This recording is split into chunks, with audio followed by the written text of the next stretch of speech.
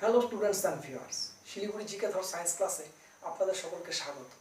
আজ আমরা দশম শ্রেণীর পরিমিতির গোলক অধ্যায় নিয়ে আলোচনা করব। যারা আমার আগের ক্লাসগুলো দেখেননি তারা নিচে দেওয়া লিঙ্কে ক্লিক করে অথবা পাশে দেওয়া আই বাটনে ক্লিক করে আমার আগের দেওয়া ক্লাসগুলো দেখে আসতে পারবেন। আর আমার দেওয়া সমস্ত ক্লাস যদি পর্যায়ক্রমে দেখতে চান তাহলে ইউটিউবে জিকে ধর সায়েন্স ক্লাস বলে লিখে সার্চ করলেই আমার দেওয়া সমস্ত ক্লাস পর্যায়ক্রমে দেখতে পাবেন। আর আমার দেওয়া সমস্ত ভিডিও যদি ঘরে বসেই পেতে চান তাহলে অবশ্যই আমার চ্যানেলটি সাবস্ক্রাইব করতে হবে। তাহলে আমি যখনই নতুন কোনো ভিডিও আপলোড করব আপনার মোবাইলে তার নোটিফিকেশান চলে যাবে, অর্থাৎ আপনি সবার প্রথমেই দেখতে পাবেন। আসুন শুরু করছি। ভিউয়ার্স, গোলক সম্পর্কিত অঙ্ক করতে হলে গোলক জিনিসটা কি সেটা জানতে হবে। গোলক বলতে কোনো গোল বস্তুকে, অর্থাৎ ফুটবল আকৃতির ঘনবস্তুকে বা ক্রিকেটের বলকে, ওই জাতীয় ওই ধরনের ঘনবস্তুকে গোলক বলা যেতে পারে। গ্লোব পৃথিবীর আকৃতির, তো এই গোলকের মাঝ বরাবর যদি খণ্ড করে দেওয়া যায় যেটা পাওয়া যায় সেটাকে বলা হয় অর্ধগোলক। তাহলে এই সম্পর্কিত অঙ্কগুলো করতে হলে যেই সূত্র বা ফর্মুলাগুলো অবশ্যম্ভাবী জানা সেগুলোই দেওয়া হলো। যেমন গোলকের সমগ্র তলের ক্ষেত্রফল, সমগ্র তল বলতে গোলকের গোটা তলটাকে বোঝাচ্ছে। সমগ্র তলের ক্ষেত্রফল 4πr²।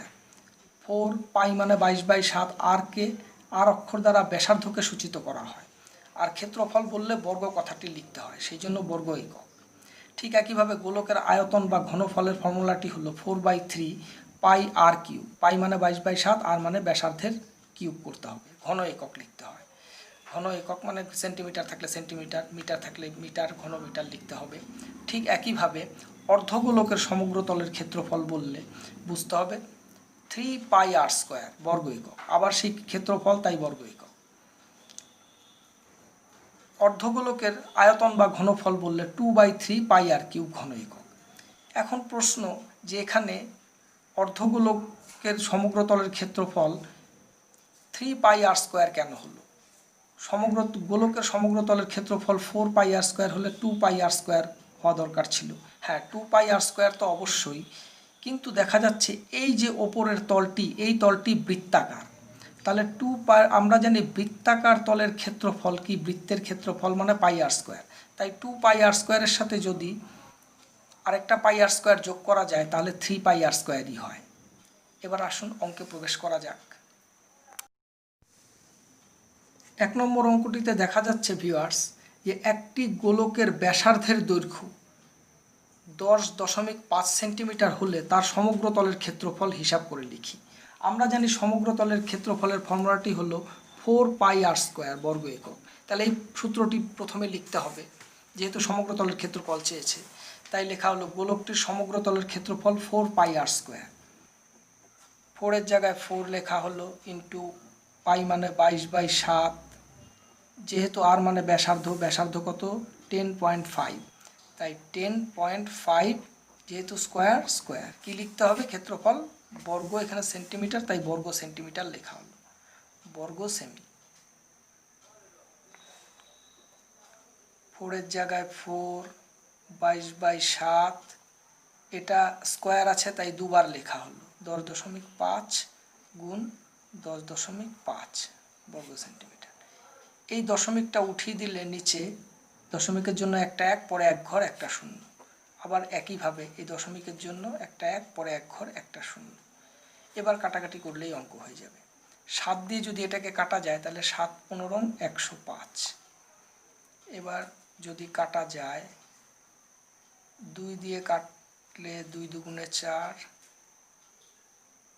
5 দুগুণে 10, 5 দিয়ে কাটলে এটাকে 3, আবার 5 দিয়ে কাটা যাবে, 5 দুগুণে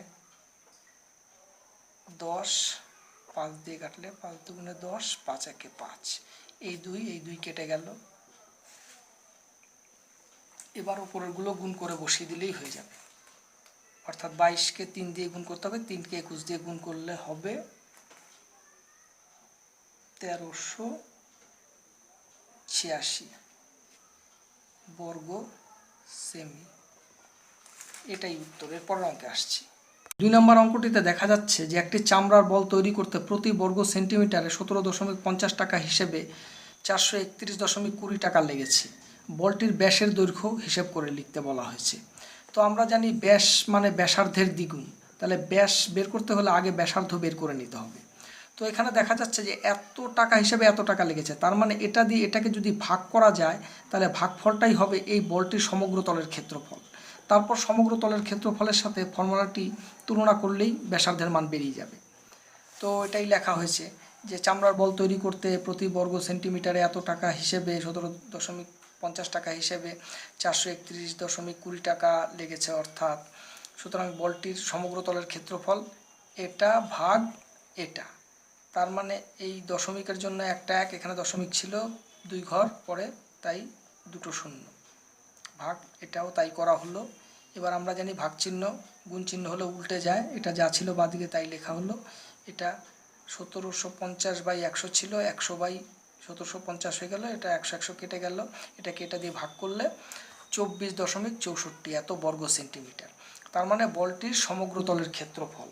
আর আমরা সমগ্র তলের ক্ষেত্রফলের ফর্মুলাটি জানি যে 4πr²। তার মানে প্রশ্নানুযায়ী 4πr² = এটা, শর্তানুযায়ী এটাই করা হলো যে 4πr² = 24.64/100। 100 করা হলো এই জন্যই যে দশমিকের জন্য একটা এক, পরে 2 ঘর, তাই দুটো শূন্য, তাই 4πr²। 4 এর জায়গায় 4, পাই মানে হচ্ছে 22/7, আর মানে ব্যাসার্ধ, r² যা ছিল তাই লেখা হলো। তাহলে r² বাদিকে রাখা হলো সমাধানের নিয়ম অনুযায়ী, এর ডান দিকে ছিল ডান দিকেই রাখা হলো। 7টা এই পাশে ভাগ হয়েছিল, ওই পাশে গিয়ে গুণ হয়ে গেল। 4 আর 22 গুণ হয়েছিল, এই পাশে এসে ভাগ হয়ে গেল। তারপর কাটাকাটি করা হলো, কাটাকাটি করে উপরে 28 গুণ 7, তাহলে 28কে ভেঙে লেখা হলো 2 গুণ 2 গুণ 7, আর এই 7 তো ছিলই, 2 দুগুণে 4, 4 7 28। যেহেতু r² থেকে r এর মান নির্ণয় করা হচ্ছে, তাই এখানে এই পাশেরটার বর্গমূল করতে হবে। এই পাশেরটার বর্গমূল করা হলো, তাই বর্গমূল 100কে লেখা হলো 10 গুণ 10। আমরা জানি যার জোড়া থাকে সে বাইরে বেরিয়ে আসতে পারে, তাই দুটো 2-এর জন্য একটা 2 লেখা হলো, দুটো 7-এর জন্য একটা 7, আর দুটো 10-এর জন্য একটা 10। 7 দুগুণে 14/10। r =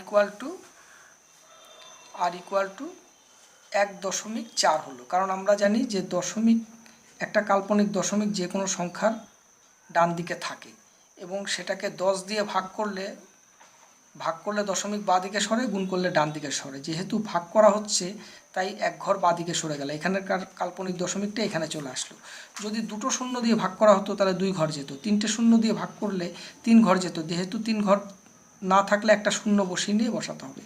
যেহেতু একটা শূন্য দিয়ে ভাগ করা হয়েছে, 10 মানে একটা শূন্য, তাই এক ঘর বাঁ দিকে সরে যাওয়াতে 1.4 হয়েছে। তাই আর মানে ব্যাসার্ধ হচ্ছে 1.4, কিন্তু ব্যাস বের করতে গেলে এটাকে 2 দিয়ে গুণ করতে হবে।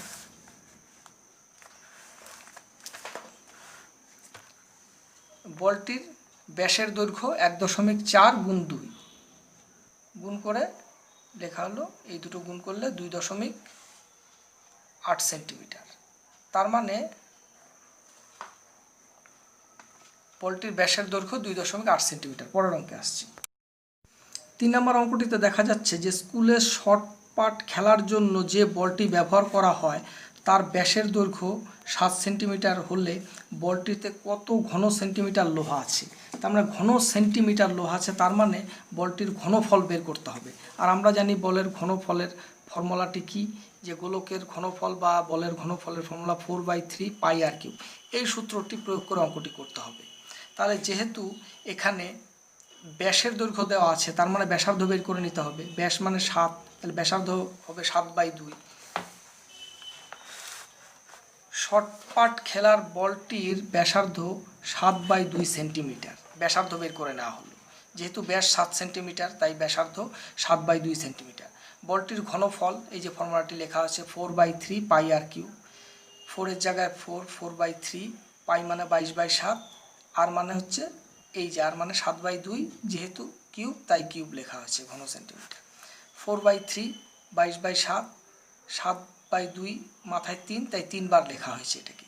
তারপর কাটাকাটি করে দেওয়া হলো, 7 7 কেটে গেল, 2 দিয়ে কাটাকাটি করে এইটা আসলো, এটা কে নিচে ছোট উপরে বড়, তাই ভাগ করে দেওয়া হলো এত ঘন সেন্টিমিটার। পরের অঙ্কে আসছি। 4 নম্বর অঙ্কটিতে দেখা যাচ্ছে 28 সেন্টিমিটার দৈর্ঘ্যের ব্যাস বিশিষ্ট একটি নিরেট গোলক জলে সম্পূর্ণভাবে নিমজ্জিত করলে যে পরিমাণ জল অপসারিত করবে তা নির্ণয় করতে হবে। তার মানে অপসারিত জলের আয়তন মানেই গোলকের আয়তন বের করতে হবে। এখানে যেহেতু ব্যাস বিশিষ্ট ব্যাস বলা আছে, তাই ব্যাসার্ধ বের করে নিতে হবে। তো অঙ্কটিতে গোলকটির ব্যাসার্ধ বলে লিখে একবারে বের করে দেওয়া হলো 28/2 সেন্টিমিটার 14 সেন্টিমিটার। গোলকটি দ্বারা অপসারিত জলের আয়তনের ফর্মুলা আমরা জানি 4/3 পাই আর কিউ। 4/3 জায়গায় 4/3 লেখা হলো, পাই মানে 22/7, আর কিউ আর মানে 14, এই যে বের করা হয়েছে 14 কিউ এত ঘন সেন্টিমিটার, 4/3 22/7 14 কিউ, তাই 14কে 3 বার লেখা হয়েছে, তারপর কাটাকাটি করে দেওয়া হয়েছে 7 দুগুণে 14, তারপর এগুলো ওপরে সব আছে, এগুলো সব গুণ করে দিলে এইটা হয়, নিচে 3 দিয়ে ভাগ করে দিলে এই যে উত্তর এটা। এরপরের অঙ্কে আসছি। 5 নম্বর অঙ্কটিতে দেখা যাচ্ছে কোনো গোলাকার গ্যাস বেলুন ফোলাবার সময় তার ব্যাসার্ধের দৈর্ঘ্য 7 সেন্টিমিটার থেকে 21 সেন্টিমিটার হলে বেলুনটির পূর্বের ও পরের সমগ্রতলের ক্ষেত্রফলের অনুপাত নির্ণয় করতে বলা হয়েছে। তো আমরা সমগ্রতলের ক্ষেত্রফলের ফর্মুলা আমরা জানি, তো সেটা প্রয়োগ করেই করতে হবে। তো একটা বেলুনের ফোলাবার পূর্বে এবং ফোলাবার পরে ব্যাসার্ধ যথাক্রমে 7 ও 21 সেন্টিমিটার হলে বেলুনটির পূর্বের ও পরের সমগ্রতলের ক্ষেত্রফলের অনুপাত আমরা জানি। সমগ্রতলের ক্ষেত্রফল 4 পাই আর স্কোয়ার, আর মানে ব্যাসার্ধ, প্রথমে 7 ছিল তাই 7 স্কোয়ার বাই 4 পাই, পরে 21 সেন্টিমিটার হয়েছে তাই 21 তার স্কোয়ার। ওপরেও 4 পাই নিচেও 4 পাই, কেটে গেল, 7 7 49 না লিখে 7 স্কোয়ার 2 বার লিখেছি, 7 গুণ 7 21 স্কোয়ার মানে 21 গুণ 21, 7 দিয়ে কাটলে 3 আর এই 7 দিয়ে কাটলে 3, তার মানে ওপরে কিছু নেই মানে 1 আছে, 3 তিরিক্ষে 9, তার মানে 1:9। পরের অঙ্কে আসছে। হ্যালো ভিউয়ার্স, এখানে একটি কথা বলা হয়নি যে অর্ধগোলকের সমগ্রতলের ক্ষেত্রফল 3 পাই আর স্কোয়ার তখনই হবে যদি এটা নিরেট হয়, নিরেট মানে ঠাসা একদম, এখানে তবেই এইটা যুক্ত হবে, এই উপর বৃত্তাকার তলের ক্ষেত্রফলটি, তখনই 3 পাই আর স্কোয়ার হবে। আর যদি অর্ধগোলাকৃতি বাটি হয়, বাটির সমগ্রতলের ক্ষেত্রফল, তাহলে তো এই জায়গাটা খালি হবে ভেতরটা, তখন এই 2 পাই আর স্কোয়ারই হবে। এরপর অঙ্কে আসছি, তাহলে বিষয়টি ক্লিয়ার হয়ে যাবে। 6 নম্বর অঙ্কটিতে দেখা যাচ্ছে যে অর্ধগোলাকৃতি একটি বাটি তৈরি করতে 127.2/7 বর্গ সেন্টিমিটার পাত লেগেছে। বাটিটির মুখের ব্যাসের দৈর্ঘ্য হিসেব করে লিখি। তাহলে এখানে বাটিটির সমগ্রতলের ক্ষেত্রফলও যা এটাও তাই, সেটাই লিখতে হবে যে অর্ধবৃত্তাকৃতি বাটির সমগ্রতলের ক্ষেত্রফল 2 পাই আর স্কোয়ার ইকুয়াল টু এত বর্গ সেন্টিমিটার।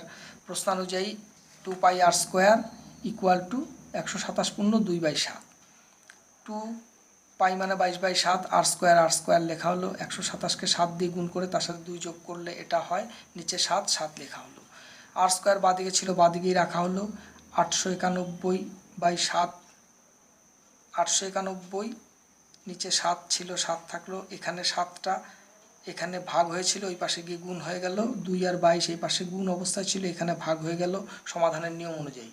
তারপর 7 কেটে গেল, এটাকে এটা দিয়ে কাটলে এটা হয় 81। এবার যেহেতু আর স্কোয়ারের থেকে আর এর মান বের করা হবে তাই বর্গমূল করা হলো, 81কে লেখা হলো 9 গুণ 9 আর 2, নিচে 2 গুণ 2 লেখা হলো।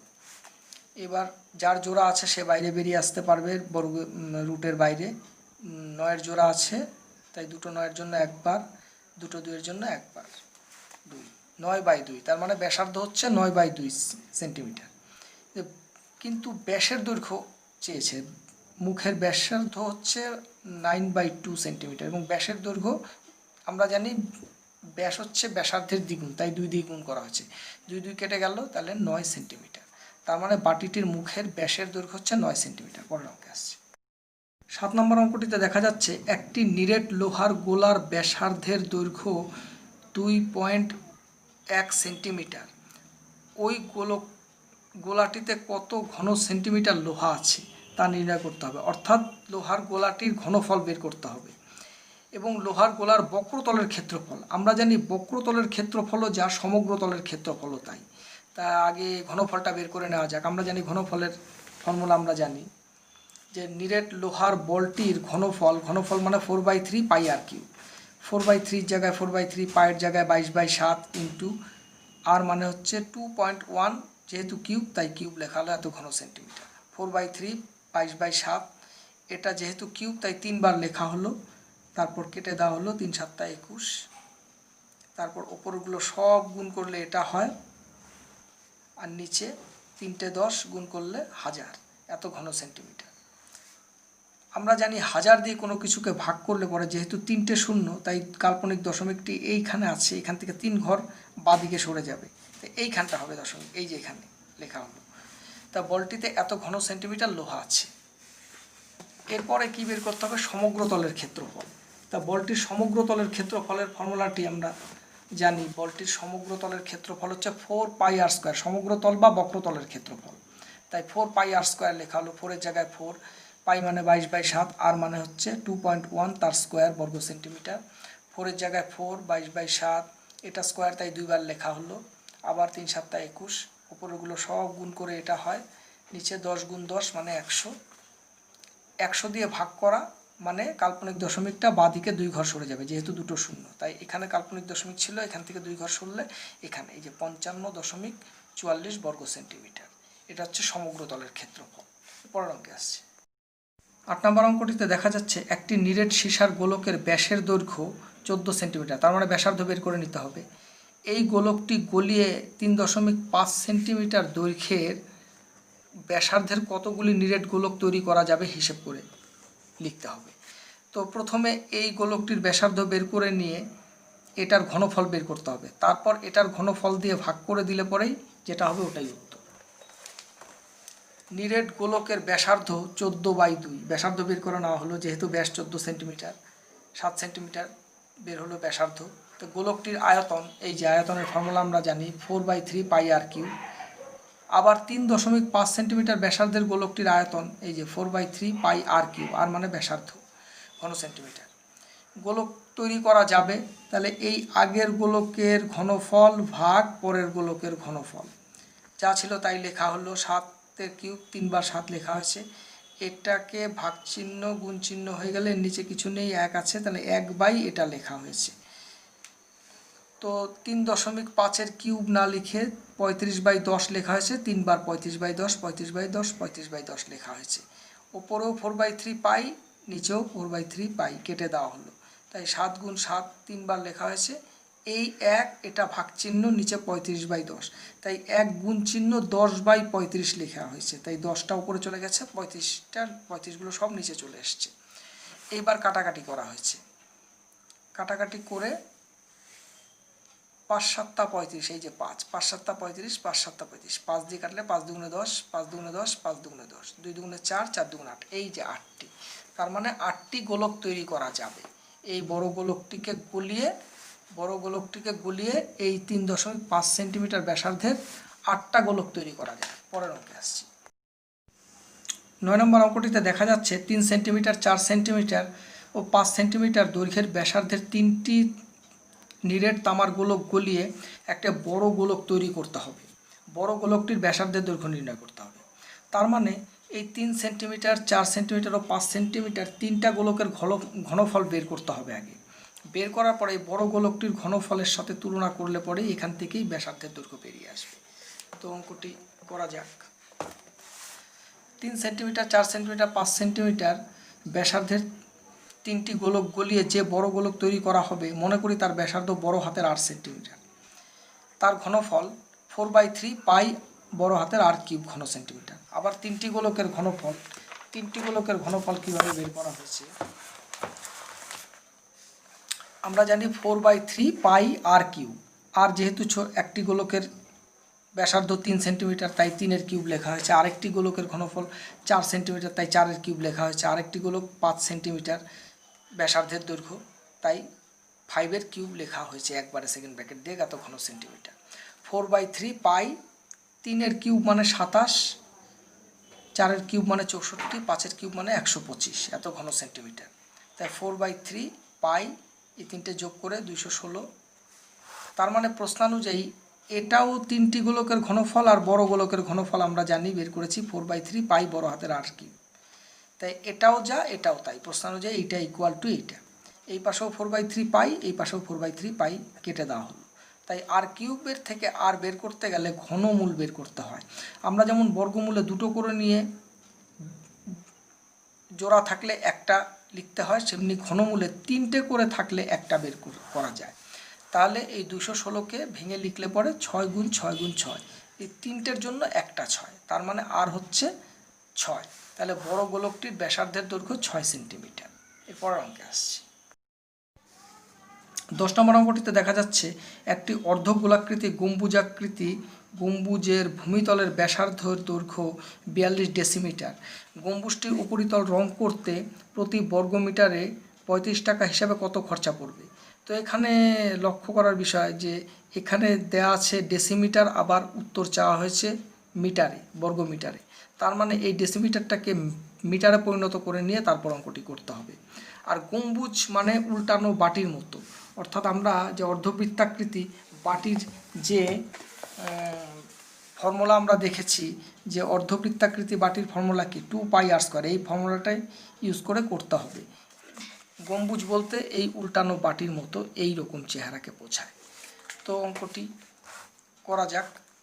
অর্ধবৃত্তাকৃতি গম্বুজের ভূমিতলের ব্যাসার্ধ 42/2, 42 ব্যাস ছিল, তাই 2 দিয়ে ভাগ করে ব্যাসার্ধ বের করা হলো। এত ডেসিমিটার, 21 ডেসিমিটার। যেহেতু ডেসিমিটারকে মিটারে পরিণত করা হলো, তাই 21/10 মিটার, 10 দিয়ে ভাগ করলে ডেসিমিটার থেকে মিটার হয়ে গেল। গম্বুজের বক্রতলের ক্ষেত্রফল মানে সমগ্রতলের ক্ষেত্রফল। বক্রতলের ক্ষেত্রফল 2πr² বর্গ মিটার। তাই 2 জায়গায় 2, 22/7, পাই মানে আর মানে হচ্ছে 21/10, এই যে 21/10 মিটার, এত বর্গমিটার।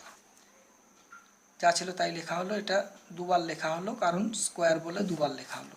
তাই প্রতি বর্গমিটারে 35 টাকা হিসাবে গম্বুজটি রং করতে খরচা পড়বে, যেটা ছিল সেটার সাথেই 35 গুণ করে দেওয়া হলো। তারপর কাটাকাটি করা হলো, এই যে 2 দিয়ে কাটলে পরে 10কে 5, 7 দিয়ে 35কে কাটলে 5, এই 5 5 কেটে গেল, উপরে এগুলো সব গুণ করলে এটা হয় নিচে 10, তাই 10 লেখা হলো। আমরা জানি 10 দিয়ে ভাগ করলে দশমিক, কাল্পনিক দশমিক এখান থেকে এক ঘর বাঁদিকে সরে যাবে, যেহেতু একটা শূন্য, তাই এখানে চলে আসলো। তাই 970 টাকা বা 970.2 টাকা বা 970 টাকা 20 পয়সা খরচা পড়বে। এরপর অঙ্কে আসছি।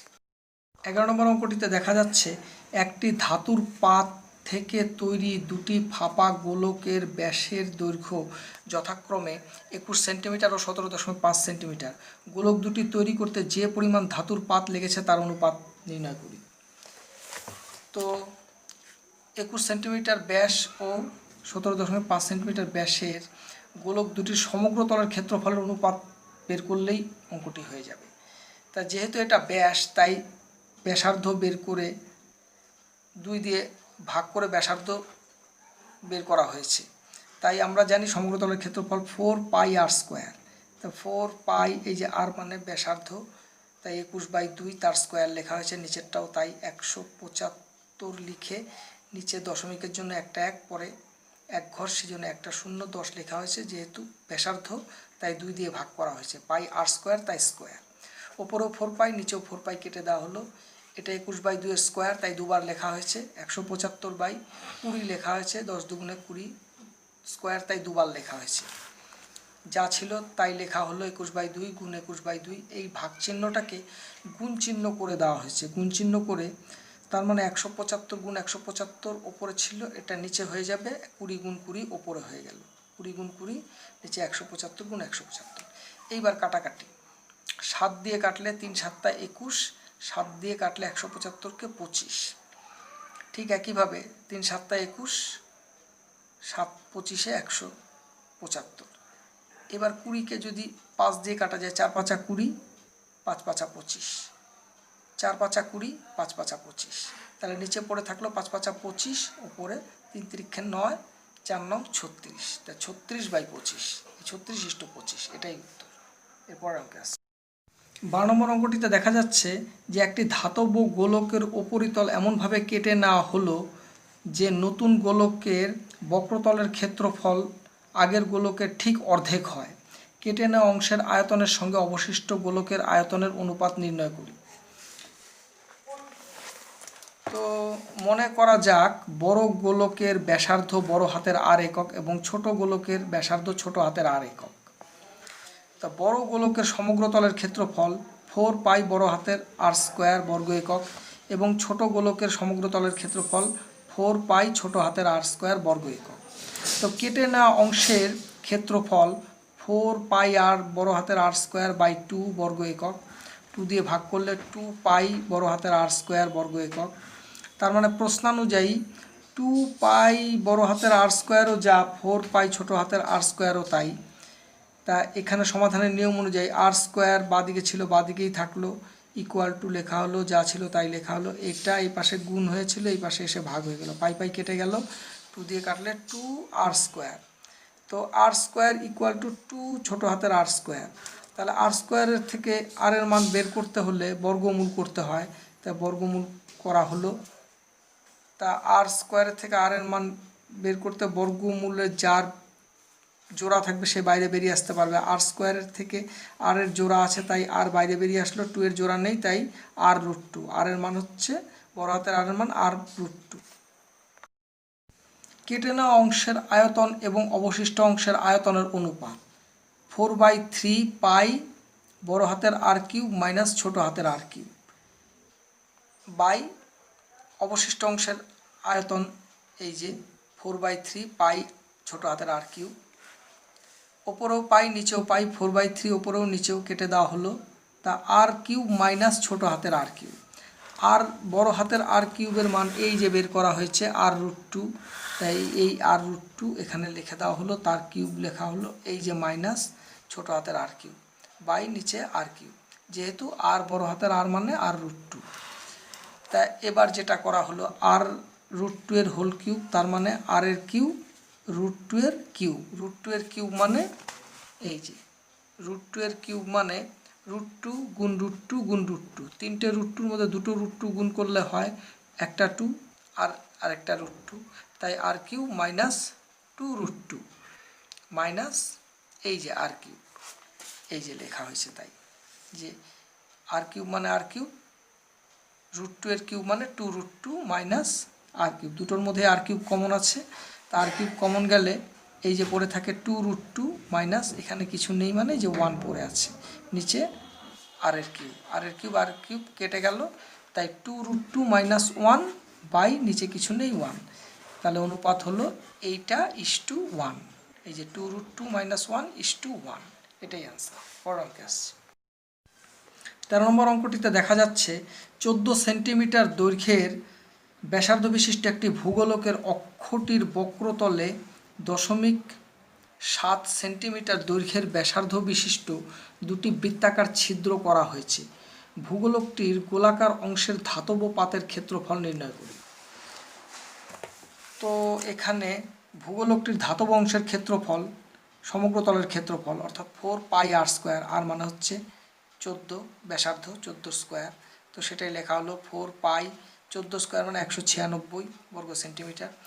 গোলাকার ছিদ্র দুটির ক্ষেত্রফল, গোলাকার ছিদ্র দুটি যেহেতু বৃত্তাকার তাই বৃত্তের ক্ষেত্রফল নির্ণয় করা হয়েছে পাই আর স্কোয়ার, যেহেতু দুটি তাই 2 দিয়ে গুণ করা হয়েছে, তাই 2 into pi into 7 square 0.7 square মানে 0.49 এত বর্গ সেন্টিমিটার। ছিদ্র দুটি বাদে শুধু ধাতব অংশের ক্ষেত্রফল, তাই ধাতব অংশ ক্ষেত্রফল হচ্ছে এটা, তাহলে এটা বিয়োগ এটা করা হলো এত বর্গ সেন্টিমিটার। তা এই দুটোর মধ্যে কি কমন আছে, 2 পাই কমন আছে, 2 পাই কমন নিলে এখানে পাই, এখানে পাই নেওয়া হয়েছে, এখান থেকে 2 নিলে 2 পড়ে থাকে, 2 ইন্টু 196 মাইনাস এখান থেকে 2 পাই নিয়ে নেওয়া হয়েছে, 0.49 পড়ে আছে, এইটাকে এটা দিয়ে গুণ করে গুণ ফলের থেকে 0.49 বিয়োগ করলে হয় এটা, তাই 2 পাই মানে 22/7 ইন্টু এটাকে লেখা হলো দশমিকের জন্য একটা 1, পরে 2 ঘর 2 শূন্য লেখা হলো, 7 দিয়ে এটাকে ভাগ করলে এটা হয়, উপরে সবগুলো গুণ করে দিলে এটা হয়, নিচে 100 তাই 100 লেখা হলো। এবার 100 দিয়ে কোনো কিছুকে ভাগ করা মানে একটা কাল্পনিক দশমিক এখানে আছে, বাঁ দিকে 2 ঘর সরে যাবে, যেহেতু দুটো শূন্য তাই 2 ঘর বাঁ দিকে সরে যাবে, এই যে এখানে দশমিক চলে আসলো, এটাই উত্তর। তার মানে ধাতব অংশের ক্ষেত্রফল ছিদ্র দুটি বাদ দিয়ে এটা এত বর্গ সেন্টিমিটার। পরের অঙ্কে আসছে 14 নম্বর অঙ্কটিতে দেখা যাচ্ছে 8 সেন্টিমিটার দৈর্ঘ্যের ব্যাসার্ধের একটি নিরেট লোহার গোলক গলিয়ে 1 সেন্টিমিটার দৈর্ঘ্যের ব্যাসার্ধের কয়টি নিরেট গোলক তৈরি করা যাবে, হিসেব করে লিখি।